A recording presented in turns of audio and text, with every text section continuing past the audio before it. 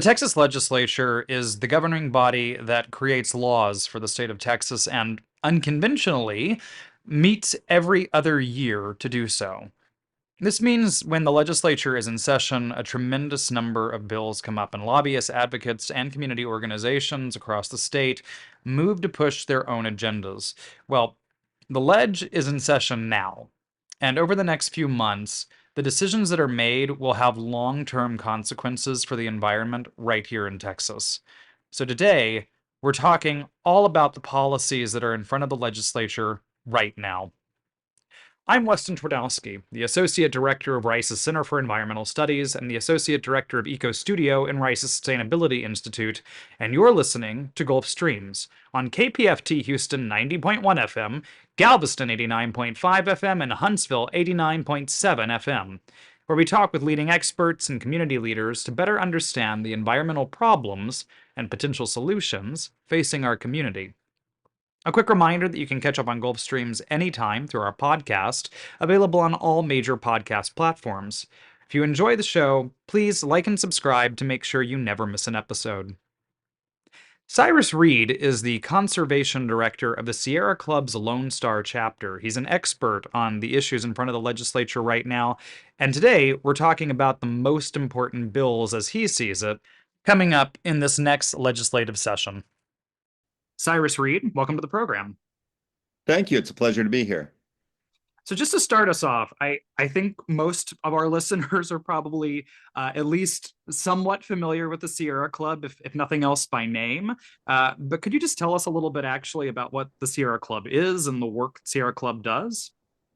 Yeah, Sierra Club is, I think, the oldest and largest conservation organization in the United States. It's a national organization. And our mission is to, explore, enjoy, protect the planet. Big mission, and we do so with lots and lots of members and a lot of staff in all 50 states. And I work for the Lone Star chapter, the Texas chapter of the Sierra Club, and I've been working with them since 2005, really, but full time since 2008. Okay. And I'm now the legislative and conservation director. And what that means is really I'm a professional advocate at city councils, state agencies, and especially at the Texas legislature. And what we try to do is protect the air, protect the water, and develop clean energy throughout the state. Because ultimately we're worried about people's health, but also climate change and the planet's health. And then we do have an arm at Sierra Club. A lot of people are familiar with our outings programs. Hmm. And so we have local groups. We have one in Houston and Fort Worth and Austin and San Antonio. We have 9 groups in all throughout the state, and that's composed of volunteers. And so in most of those areas, we do have sponsored outings where we get people and kids and others outdoors and enjoying the planet, enjoying the natural resources. So that is not a part I'm involved in. Uh, on my day job, although I do like to go on some of those hikes and events as well. Well, I'm glad to hear you also actually get to enjoy nature sometimes. So I think if folks are probably familiar with Sierra Club, certainly being introduced to some of those great outdoor activities, but also just the kind of conservation space. And so I think for some, that kind of legislative space might be maybe new information that you guys are really tapped into that. I mean, you're calling into us right now from Austin. It seems like you're about to run off right after this to the Capitol to go talk Yeah, with. just got to put my tie on and then I'm off to the Capitol. We're doing a briefing today, actually, for legislative staff on water issues, which is going Gotcha. to be a huge topic at the legislature this year. So to that point, I mean, I think this is probably the part that folks are a little less familiar with is that work around legislation, which is of course really critical to the way that we think about and understand the protections for our environment and for our health. So can you walk us through a little bit, as you see it, what some of the biggest priorities of the legislative session are that are coming up, and some of the main issues that the Lone Star chapter is thinking about? Yeah, and just to remind your listeners, we have a very unique legislative process in Texas, which is the legislature, unless they're called for a special session by the governor, um, only meet every other year, so every odd year, and they meet for 140 days. And we are about 15 days in or so. It started on January 14th. So we're at the beginning of the legislative process. It'll end at the beginning of June, and then the governor has some time to sign bills or veto bills. So it is But this it's kind of marathon period of legislating, and it's all my friends who work with legislature folks are, yeah, it's a little gearing up, and now they're we're in the there. gearing up phase. The one bill that the legislature must pass is the 2-year state budget. And we are actually already in that process. And I say we're already in that process because both the Senate and the House have released their draft budgets, and now they're starting public hearings on the different agencies. So the House Appropriations Committee has not started yet because the new speaker hasn't named the members yet. But Mm. the Senate Finance Committee is already going. And there is going to be some key hearings coming up on some of the agencies that we care most about. The Water Development Board is essentially our state bank to give grants and loans to uh, entities to build out water infrastructure, be it flood control or water supply or wastewater treatment. Um, and their big hearing is February 11th, so we're gearing up for that. But some other agencies as well that we care about, like Railroad Commission that regulates oil and gas, or the Texas Commission on Environmental Quality, or Parks and Wildlife. But to get to your question, finally, water is going to be a huge topic. And I say that because last legislative session in 2023, the Senate and House passed a bill, Senate Bill 28, that created a new Texas Water Fund. And then voters approved a constitutional amendment to put $1 billion into that fund. And the Water Development Board has already allocated a bunch of that funding for projects mainly focused on fixing leaky pipes, which we have a lot of in Texas, particularly in Houston, um, and Dallas for that matter. Um, but Senator Charles Perry, who's the chair of the Senate Water Committee, it's got a fuller name, Water, Agriculture, and Rural Affairs, but everyone calls it the Water Committee. He has announced that he will have several big bills, and the intent is to get $5 billion into the Texas Water Fund over the next 2 years, and then have a constitutional amendment to dedicate money every year going forward. I believe what he's looking for is $1 billion a year, because as he says, we're going to need, I think the figure he says is 150 billion over the next 20 years to fix our water supply issues. We are going to be watching those bills very closely. As Sierra Club, as a conservation organization, we absolutely believe that we need more water for water infrastructure. At the same time, we are somewhat concerned with what those water supply strategies are going to be and making sure there are protections in place for the local economies and the local ecologies. So, as an Yeah, example, yeah. go ahead if you had a question to follow No, up. I was just going to say, I mean, I think, certainly just as a casual listener, I'll admit I'm not steeped on this bill. I think most Texans are pretty aware a lot of the states in drought and regularly goes through droughts. And so this is I imagine for a lot of us, a pretty major priority. And certainly if we're not dealing with drought, it seems like most of us are dealing with flooding. And so, yeah, I'd love to hear about what are some of those strategies for both capturing and retaining water, but then making sure that communities that need it, natural areas that need it can receive it, and at the same time that we're reducing some of that waste that you're already indicating along, with leaky pipes and things like that.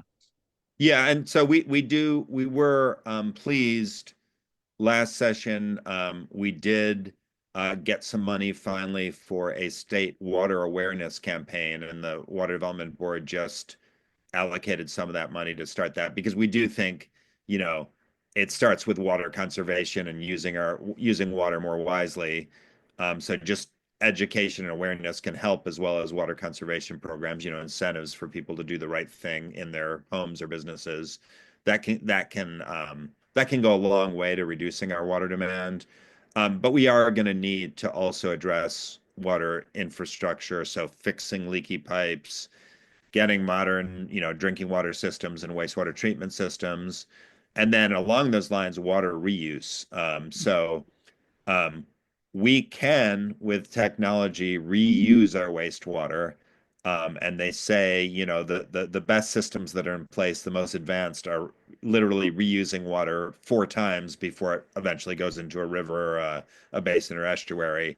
And so some people talk about a one water concept where you're trying to use your water locally and be constantly reusing it, so that you're not, just, you know, eventually we need some of it to flow down our rivers and streams because that's important too, but we want to reuse it locally as much as we can. So those are important programs. And then another concept is we've never really favored the idea of building additional reservoirs Mm. because it can have impacts on the, local habitat, but also because with our hot summers, you're evaporating a lot of that water. So one of the concepts is taking things like floodwaters or additional waters and sticking it underground in aquifer storage and recovery projects. And basically, you're taking some surface water, storing it underground, and then drawing it up when you need it. And that is more efficient. Mm. So those are some of the things we're focused on. Um, Senator Perry has talked about three additional water strategies. One is desalination plants. So whether it's desalinating groundwater, a lot of our groundwater is salty, so we can't really use it, but you can treat it. And there's something like 29 desalination groundwater plants throughout the state already. El Paso is a big leader on this. They've done a lot of work on that. That is a potentially, good idea and good strategy. You do have to worry about where you discharge all that brine, all the salt that you get out. There may be some industrial applications for that salt that could be used, but that's an issue. But the bigger one is the marine desalination plants. And those are quite costly and use a lot of electricity because you've just got more salt in the water. And the big concern from environmental groups has been, where do you take the water out and where do you discharge it? And basically, our line of thinking is it's much better to divert the seawater from beyond the barrier islands. Mm. Uh, so usually 3 miles out past the islands. So think about, Padre Island, or any of the islands further up, or Galveston. Um, and then when you discharge the brine, it's heavily, heavily concentrated. And that can have impacts on everything from turtles, to oysters, to fish. We need, in our, the way estuaries and bays work, they are the zones where you get a lot of the reproduction and a lot of the, you know, a lot of the mating and a lot of the births happen right there. And they rely on some fresh water mixed with salt water to get the right saline levels. So if you discharge saline into the bays and estuaries, that can be really problematic for endangered species, but also just for the species that we commercially use. And so that is something we're going to be looking at. We're going to be working with some offices. Nothing's filed yet on some added protections, but we know that's part of Perry's plan. He also would like to look at the use of what we call produced water. And if you say produced water, that sounds, really nice. Kind of Producing, magical, like we're just making yeah. our own water, but that's not what it is. But It's when you actually get oil into it, and it yeah, it's is. actually in the hydraulic fracturing or fracking process. When you stick hot water and a bunch of chemicals underground to release oil and gas, water comes back, both the water you stuck down there, but also there's water underground that often comes back with it. And I think I heard the number from the Texas Produced Water Consortium that we're a member of, that it's something like 12 billion gallons of water a day is produced by the oil and gas industry, mainly in the Permian Basin out in West Texas. So Senator Perry would like to use that water, and others, not just Senator Perry, by treating it and then either beneficially using it, on site or for growing crops, or sending it down our rivers and streams like in the Pecos River. And there's a couple applications to do that. Again, our concern is the science there to treat this wastewater? It is a wastewater, to levels where we can reuse it safely. And so we are very in favor of reusing that water in the oil and gas field, so reducing their use of fresh water, and looking at some beneficial uses, maybe industrial uses or growing crops like cotton that we don't eat. We're pretty concerned about the idea of sending it, down rivers and streams, given that it can have some toxic components in it.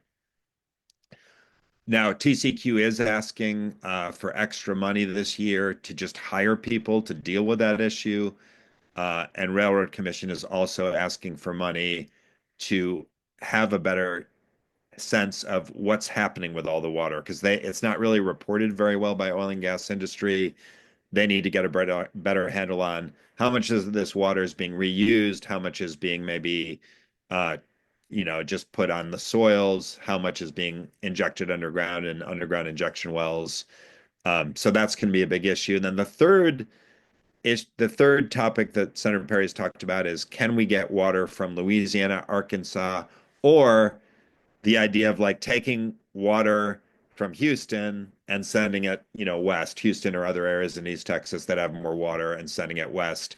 Again, when you take water out of a local ecology that relies on it, that can be very damaging. And then, obviously your economies also depend on that water. So it's expensive to ship water across the state. It takes a lot of energy and a lot of pipes. So we have some concerns with all three of those approaches.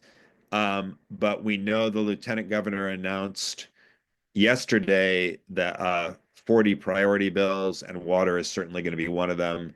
It hasn't been filed yet, so we don't know the details, but once it is filed, we'll certainly make our views known.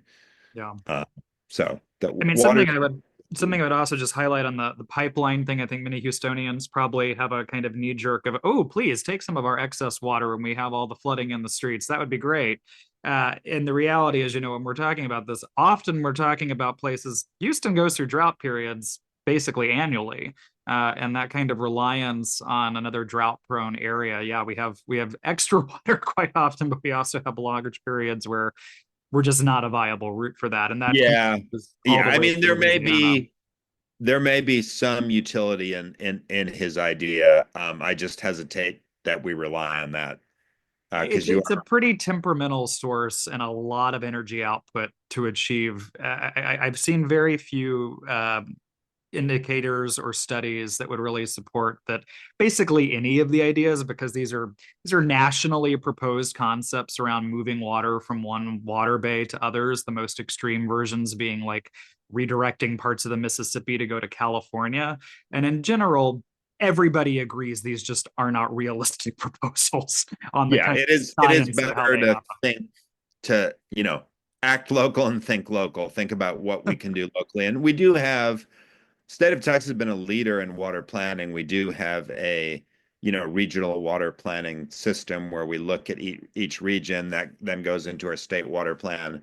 But again, the state water plan says we need $80 billion of funding just to meet Mm. what is in our 2022 state water plan. So, and if you put Perry's ideas on top of that, that is a lot of money. And that Uh, doesn't even touch on the, I believe, 54 billion for flood infrastructure that's been proposed, right? exactly, exactly. Yeah. Now, the legislature did set aside some money for flood mitigation projects last legislative Mhm. session. Certainly more is going to be needed. I don't know that this session you're going to see a lot of that, given that there's this focus now on water supply. But that you're right. There's 54 billion in that plan. Now, a big chunk of that was for the Ike Dike, which is, somewhat controversial as well, whether that's the right approach. But even without the Ike Dike, I think Ike Dike is like 20 billion. So you take that, it's still a lot of money for flood Yeah, infrastructure. the full cost of the Ike Dike has managed to soar to actually about 52 billion as well. Oh, But yeah, it's we've spoken about the Ike Dike in the past, but it is certainly several billion allocated in those flood resiliency funds. Um, and it's yeah, I mean it's really remarkable to see that line item of just how big a piece of that budget it is. So are there yeah. other Yeah. things? Sorry, One more thing on water please. before we turn to other issues is we're also going to be working on legislation to address um, pre-production plastic. So Oh, metals those little tiny balls of plastic that you can find when you roam the beaches of Texas, basically any beach in Texas, but also in other sources throughout the state. But also flakes and pellets, which you can't really see or can see under a microscope. Um, those are all over the place, and we don't have good water quality standards or discharge permits that address that issue through TCQ. So we will be working with a lot of unusual folks, seafood restaurants and tourism folks are very concerned about how the plastic is getting in our environment, getting in our turtles, getting in the oysters, and ultimately getting in us as well. And so we will have legislation on that, and that will be a big issue for us. Can't promise we can pass it, but we're sure going to try. And there's a lot of folks, particularly in the Corpus and Galveston areas, that are very concerned about this plastic pollution. And we have a lot of plastic manufacturers in Texas, so this stuff, as it's produced, gets released into the environment, not because they want to, it just happens. So we need better standards around it. So Now, we'll that be makes working. total sense. Can you clarify a little bit for folks just how that's related to the water policy side of things? So it's not related to water supply Okay. necessarily. It's more on water quality. Hmm. But several years ago, TCQ, the Texas Commission on Environmental Quality, is required to develop water quality standards. Several years ago, we thought they were going to address this issue, but due to industry pressure, they did not address it. Hmm. And it's just gotten worse. And there was a huge lawsuit. You might have heard of the Diane Wilson, an activist, shrimper activist. She basically sued Formosa Plastic because they were allowing all this plastic. And in the settlement agreement, Formosa Plastic agreed to comply with certain standards and a no discharge permit to make sure the stuff didn't get out into the environment and as well as monitoring. Now, they haven't been able to, Formosa's doing its part to try to meet that settlement. They're still having plastic being released. They're still finding issues. So it's an ongoing problem. But we shouldn't be relying on the Diane Wilsons of the world to sue people to fix this problem. We should be fixing it as a state. Yeah. All right. We've spent a good amount of time on water, which is a big issue and it touches all of us in a lot of ways. But I know there's a number of other issues on the agenda for you guys. Maybe we can move over to the electric grid, which I think is something that's Absolutely. always front and center in Texans' minds. Yeah.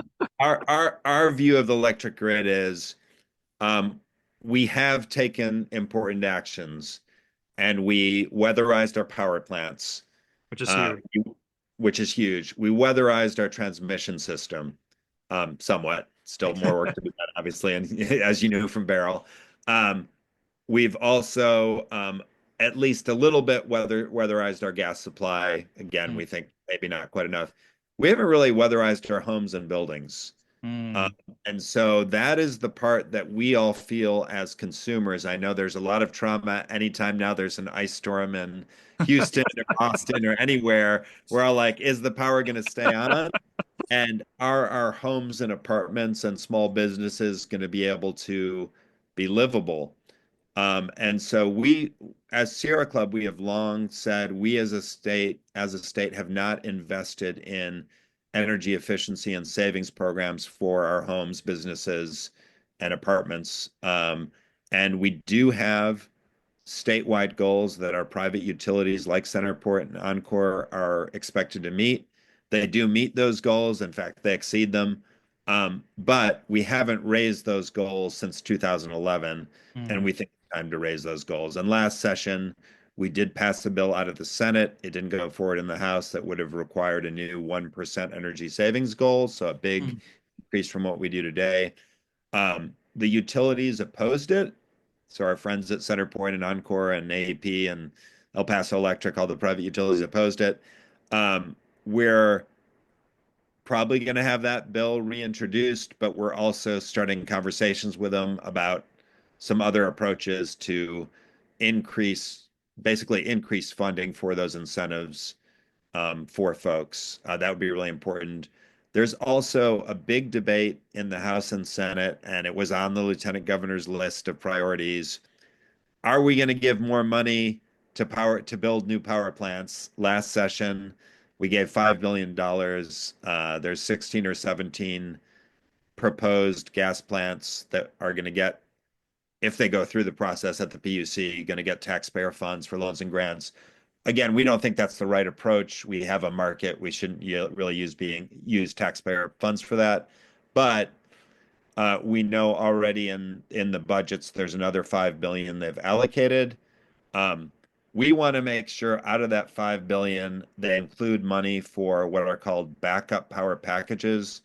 Those are the gas, solar, storage packages that we're supposed to develop as a state to help hospitals, nursing homes, folks that are really vulnerable to outages to make sure we have backup power. That would make our grid more resilient and actually help people when we do have these events as we have, either in extreme heat or extreme cold.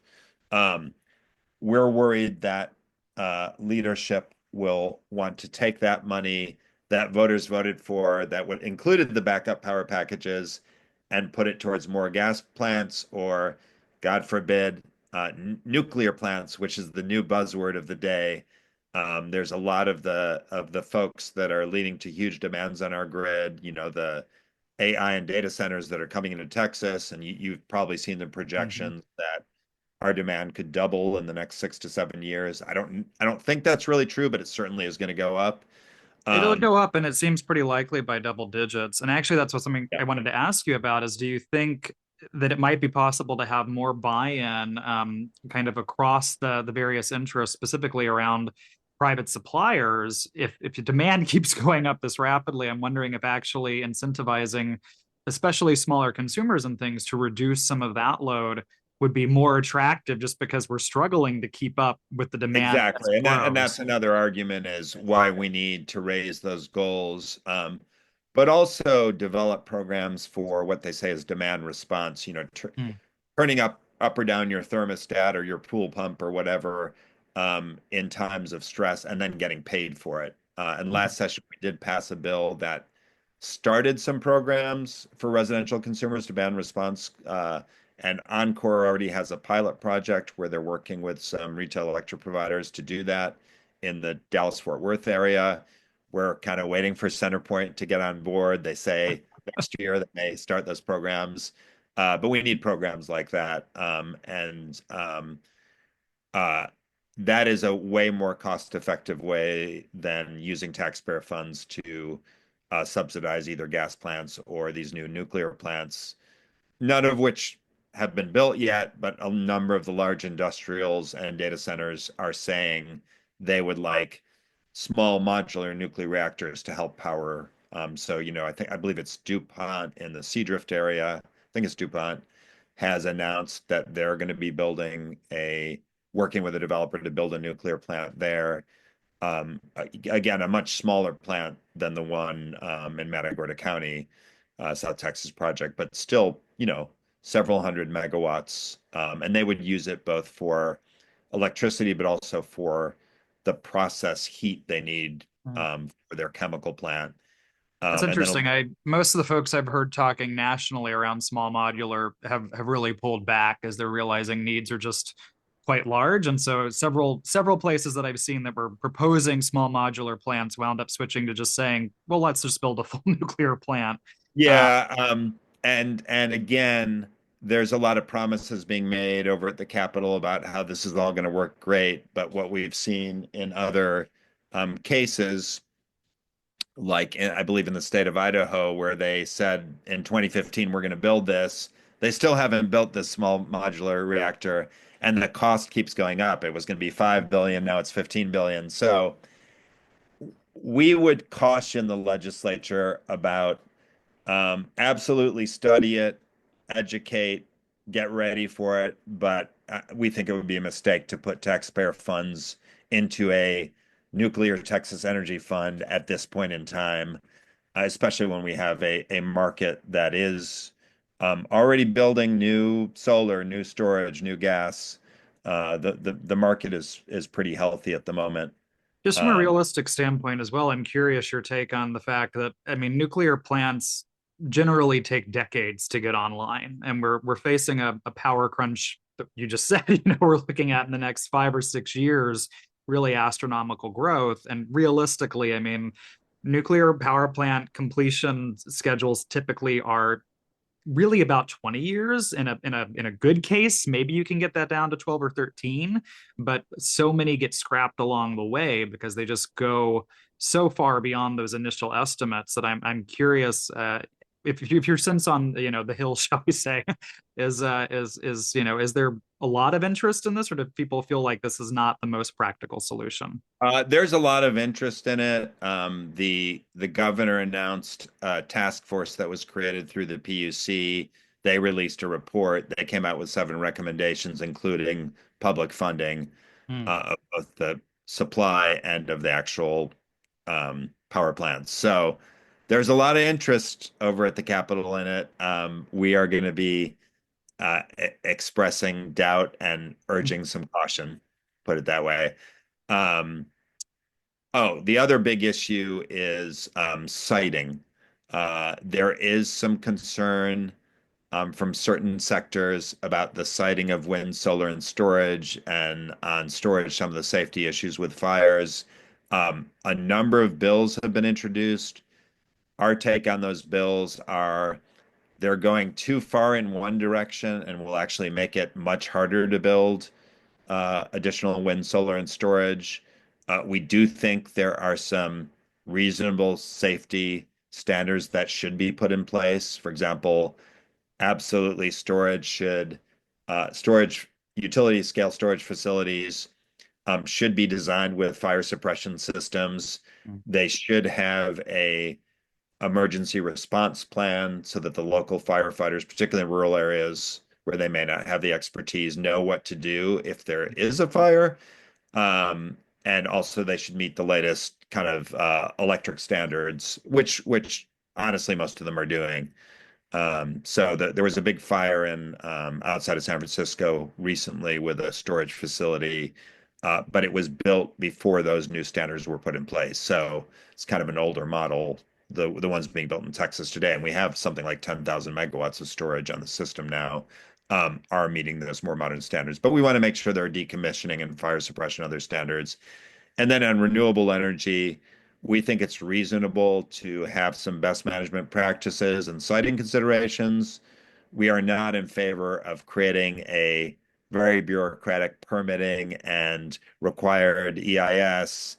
And in Senator Colcourt's bill, SB 819, a 3,000-foot buffer for any wind facility, which is half a mile, which would really, devastate the Yeah. industry, frankly. Um, so there's a balance. We got to find that balance, but we'll be working on those bills as well. I think maybe I know another area that you're really attentive to is air quality. Do you want to talk some about some of the air quality concerns? Yeah, there's a lot of issues. I'm sure your listeners are aware particularly in the Houston area, but other areas of the state. Uh, we're building, a lot of people come to Texas. We're building a lot of highways. We need cement. So we have a lot of these concrete batch plants, Mm.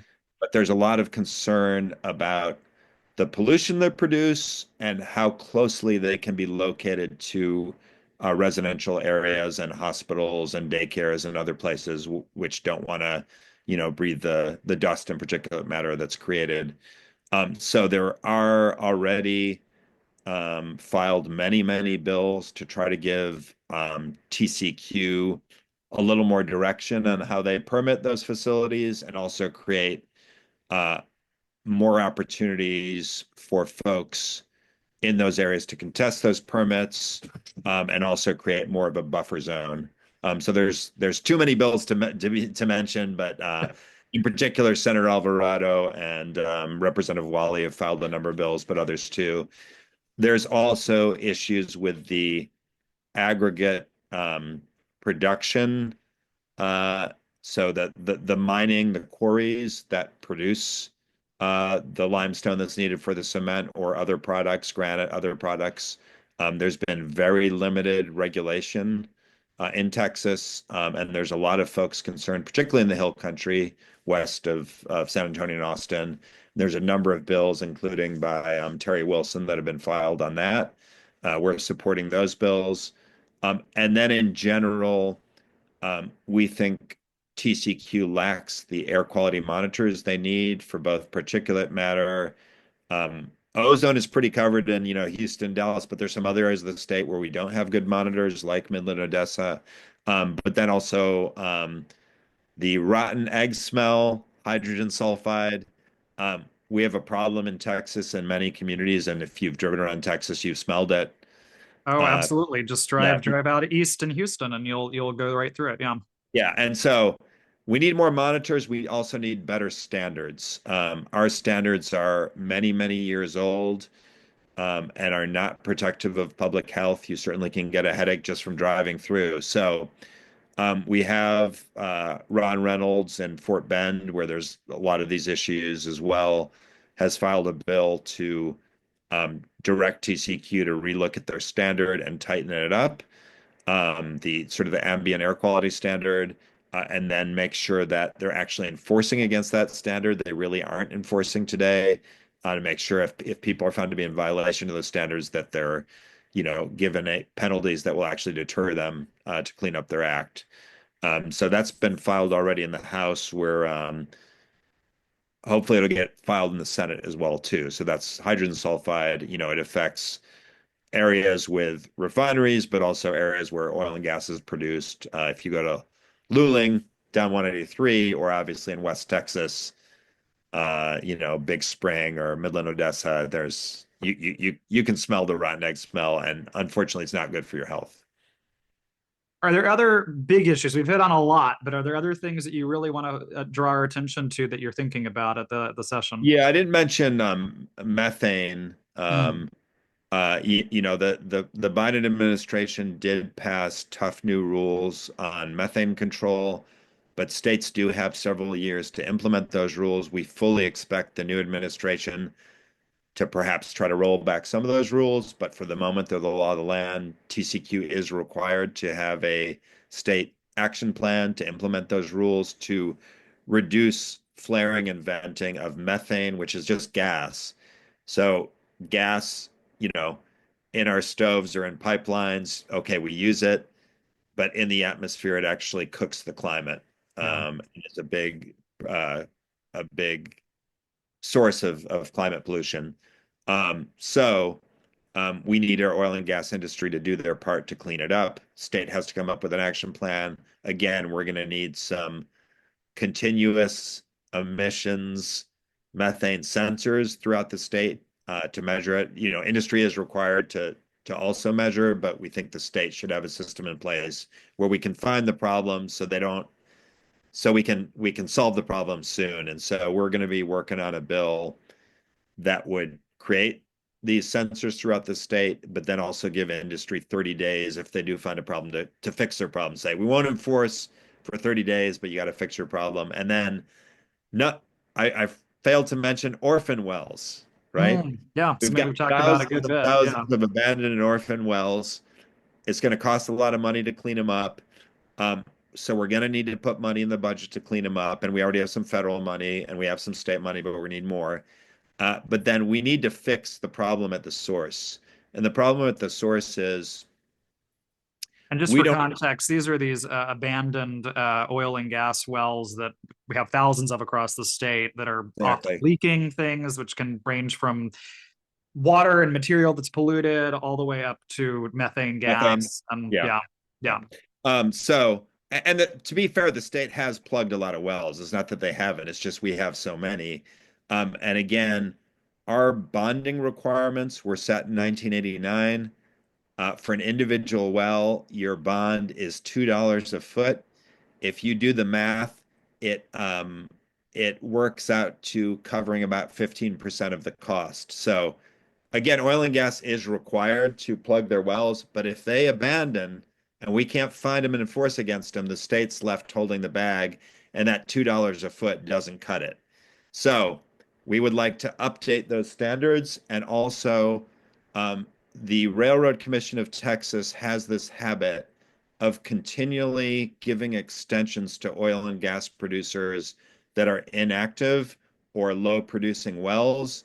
And so what oil and gas companies do is they just go every year to the Railroad Commission to say, can we extend our requirements for plugging our well another year? Because we might restart it in the next year. And this goes on and on and on. They just keep extending. So we would like a bill passed, and we're working with some folks on this, that would put a limit on extending that. And we're suggesting 5 years. I think industry, to their credit, is recognizing they have a problem, especially with these smaller guys continually, and then there's a problem down the line. So Hmm. got to fix the bonding levels, but also these extensions, so that we don't have to keep pouring what's ultimately taxpayer dollars into plugging what's an industry problem. I appreciate that. I think we've covered a lot of ground. I know you're going to have to run shortly. Um, I really appreciate both the time and walking us through this, but also demonstrating a little bit in the weeds here, but also it demonstrates the complexity of these issues and just the sheer range of things that are coming up in this session. So I'd really love for you to just chat with our listeners, tell us a little bit really quick about if they want to get involved, what are ways they can learn about these issues or that they can get involved and support the work that folks are doing in trying to hash out the environmental future of our state. Yeah, I'm glad you asked that. So, like most organizations, we do have a website. If you went to sierraclub.org, you would find Sierra Club's national website, which is great. You should go there. But if you want to go to our website, it's sierraclub.org/Texas. Hmm. And then you'll see lots and lots of information. But one of the pull down areas we have is the legislature, and we have a legislative action center. So right now, if you were to take action, you'd be sending an email to your rep and senator saying support our legislative agenda, and they'd get a copy of it, and we'd ask them to support that agenda. That doesn't do a lot at this point. It's helpful. The more helpful thing is we do have volunteers involved in the legislative process. We're having weekly calls with those volunteers to let them know what's going on and how they can plug in. Again, it's early in the process, other than the budget and a controversial voucher bill on private school vouchers. There haven't been any hearings yet. So there's still a lot of time to get involved. So I would invite you to go to the website, and there's information on how to join our action teams and start coming to those online virtual meetings where we talk about all of these issues and how to get plugged in. And eventually we will have some, lobby days, et cetera. But there are other organizations out there, obviously, that you can look into as well. We work closely with groups like Public Citizen and Environment Texas and others. They have their own, agenda, similar, but their own agenda, and they're also, work with volunteers. So there's lots of ways to get involved. The most important thing, I think, is to establish a relationship with your local senator and local representative, and letting them know that you exist, that you're a constituent, that you care about whatever the issue you care about is. And we hope it's our Yeah. issues, but maybe other issues. I think that's the most important thing, because ultimately, whether they're Republican or Democrat, they do listen to their constituents. They may listen to some constituents more that have more money at times, but I do think phone calls and meetings with them or their staff. Mhm. I normally don't meet with the members that much. I'm usually meeting with their staff. The members are very busy. They're on the House floor, the Senate floor, they're at committees. I'm meeting with their staff and establishing a relationship, and hopefully convincing them that our arguments make sense. And even if they don't agree with us 100%, maybe they're open to, we should put some guardrails, we should put some safety in whatever policy we want to do. So I encourage people to get involved. The only way we're going to make Texas great again, or whatever language you want to use, is by people being involved. No, I so appreciate that. Democracy in action. I also love you shouting out the staffers who really so often run the table and are setting the agenda. And those staff meetings can just be incredibly helpful and informative. And I think folks often feel like if they're not getting directly to their rep, they're not making progress. But actually, staffer meetings are critical. The staff reports to the boss. They say, I met with these people. Here's what they said. Here's their one pager they gave us. I would caution folks about sending reports that are 50 pages. It's fine to send a link to the report, but maybe have a one-page summary because they're all very busy. Literally, I believe we're up to 3,500 bills that have already been filed. By the time we get to the filing deadline in March 14th, I think we'll be well above 10,000 pieces of legislation. They don't have time to look at every piece of legislation and consider it, so summaries are very helpful at this point. No, that's But great even advice. after session ends, the session will end, but after that session ends, in 18 months there'll be another session. That's also a good time to meet with people because oftentimes issues take several years to get traction. So that's just the nature of it. No, that's wonderful advice and really helpful for folks who are keen to get involved. So thank you so much. Thank you for your time. I know you have to run off to the session now, but we really appreciate you making the time and chatting with us about these priorities. Yeah, appreciate you letting folks know about it, and hopefully people will get involved in their Texas because these folks are actually supposed to work for you. So I'll end it there.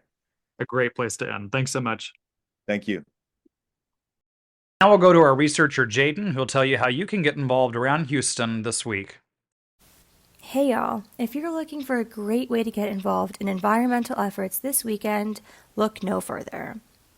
Join Parks by You on Saturday, February 15th from 9 a.m. to noon to help plant trees and native grass along the Halls Bayou Greenway Trail system. Volunteers will be divided into groups and work alongside conservation staff, who will provide guidance on restoring the riparian area. By dedicating just a few hours of your morning, you'll play a key role in mitigating erosion and preserving the overall health of this important green space. No prior experience is needed, and the Houston Parks Board will provide all necessary tools. Want a free volunteer t-shirt? Head on over to volunteerhouston.org, click on the calendar, scroll to February 15th, select Parks by You, and follow the link at the bottom to register for your shirt. Another great opportunity on Saturday from 10 a.m. to noon is volunteering with American Youth Works Texas Conservation Corps for a litter cleanup at Hildego Park. Not only will you help clean up the environment, but you'll also gain valuable environmental education from experienced staff. To sign up, visit volunteerhouston.org, go to the calendar, find February 1st, and select Green Wave Litter Cleanup at Hildego Park. If a minor is participating, be sure to fill out a waiver and don't forget to wear closed-toed shoes. All other supplies will be provided. So with that, I hope you all have a wonderful rest of your day.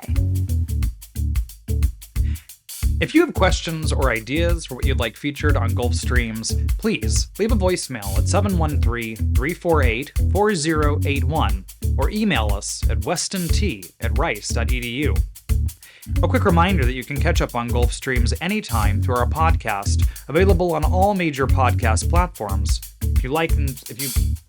If you enjoy the show, please like and subscribe to make sure you never miss an episode. Gulf Streams is a co-production of KPFT and Rice's Center for Environmental Studies, with support from the Andrew W. Mellon Foundation and the Rice Sustainability Institute's Eco Studio. Produced by Weston Twardowski. Co-produced by Joseph Campana. Audio engineer Rico Enriquez. Original music by Carter Dean.